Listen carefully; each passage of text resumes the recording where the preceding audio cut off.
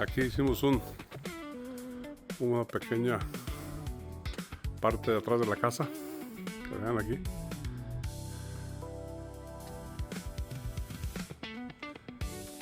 Con spray foam, open cell. Así es como queda.